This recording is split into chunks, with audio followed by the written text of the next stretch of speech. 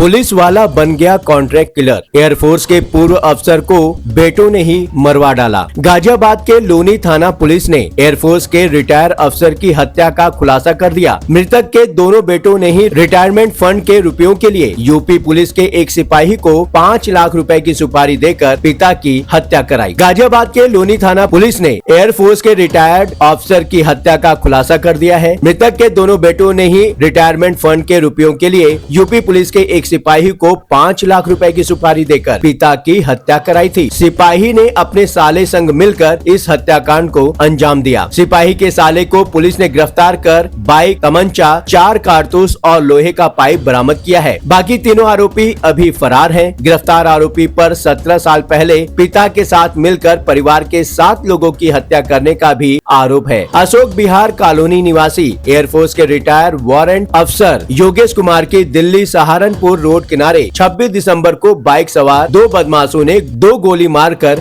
हत्या कर दी थी। योगेश के बेटे नितेश ने इस संबंध में रिपोर्ट दर्ज कराई थी। एसपी लोनी सिद्धार्थ गौतम ने बताया कि मामले की जांच के दौरान पड़ोसी अरविंद और उसके जीजा नवीन कुमार निवासी चंडौस अलीगढ़ का नाम सामने में आया। नवीन यूपी पुलिस में सिपाही है और कौशाम्बी जिले की मीडिया सेल में तैनात है। अरविंद ने पुलिस को बताया कि योगेश को रिटायरमेंट के बाद बड़ी रकम मिलनी थी जो वह परिवार के लोगों को नहीं दे रहे थे। दोनों बेटे इससे नाराज थे। दूसरी महिलाओं से संबंध के चलते योगेश की पत्नी भी अक्सर अरविंद के सामने अपना दुखड़ा रोती थी। आरोपी ने बताया कि वह भी योगेश से रंजिश रखता था क्योंकि वह कुत्तों को खाना खिलाता था और योगेश उन कुत्तों को मारकर गली से भगा देते थे। कुछ समय पहले योगेश के बेटों ने अपनी परेशानी उसके सामने रखी और पिता को मारने के लिए 5 लाख रुपए देने की बात कही। इसके बाद अपने जीजा नवीन के साथ मिलकर शराब पीने के बाद योगेश की हत्या कर दी। एक गोली अरविंद और एक नवीन ने मारी थी। अब जानते हैं ये योजना कैसे बनाई गई। सूत्रों के मुताबिक नाई की दुकान पर ये योजना बनाई गई। अरविंद ने बताया कि 12वीं की पढ़ाई के बाद वर्ष 2008 में उसने पिता रणवीर के साथ औरंगाबाद बुलंदशहर में चाचा सुखबीर समेत 7 लोगों की हत्या कर दी थी। इस मामले में पिता को फांसी की सजा हुई थी जो कि आजीवन कारावास में तब्दील हो गई। नाबालिग होने के चलते उसे बाल सुधार गृह में भेजा गया। वहां से आने के बाद उसने शादी की और पत्नी और बच्चों के साथ अशोक विहार कॉलोनी में आकर रहने लगा। पड़ोसी के बेटों को उसका इतिहास पता था। गुड्डू ने हत्या के 1 सप्ताह पूर्व मकान की छत पर बैठकर हत्या के बारे में बात की थी और नितेश कुमार ने हत्या से 1 दिन पहले कॉलोनी स्थित नाई की दुकान पर योजना बनाई थी। अरविंद ने पुलिस को बताया कि हत्या के लिए सिपाही नवीन ने ही कौशाम्बी से तमंचा और कारतूस दिलाए थे। एसीपी ने बताया कि कौशाम्बी पुलिस से संपर्क करने पर पता चला कि आरोपी सिपाही करीब 5 माह से गैर हाजिर चल रहा है। उसके खिलाफ रिपोर्ट तैयार कर कौशाम्बी भेजी जाएगी। घटना स्थल पर भी उसकी लोकेशन मिली है। अरविंद के पकड़े जाने के बाद से ही तीनों आरोपी फरार चल रहे हैं। नितेश नेहरू प्लेस स्थित आईटी कंपनी में असिस्टेंट रीजनल मैनेजर और गुड्डू गुरुग्राम के बीपीओ में कस्टमर रिव्यू मैनेजर है। दोनों लंबे समय से पिता से व्यापार के लिए रिटायरमेंट के बाद मिले रुपए मांग रहे थे। रकम न मिलने और उनके व्यवहार से परेशान होकर दोनों ने साजिश रची। घटना को अंजाम देने के बाद आरोपी कॉलोनी की एक सुनसान गली में बाइक खड़ी कर कपड़े बदले और दूसरी बाइक से फरार हो गए। बाइक कॉलोनी में ही रहने वाले सलमान की थी। सलमान ने बताया कि उसका दोस्त बाइक मांग कर ले गया था। दोस्त से पूछताछ की तो वह अरविंद का किराएदार निकला। इसके बाद पुलिस ने अरविंद को धर दबोचा। सिद्धार्थ गौतम, एसीपी लोनी। पुलिस ने बुधवार रात को आरोपी अरविंद कुमार को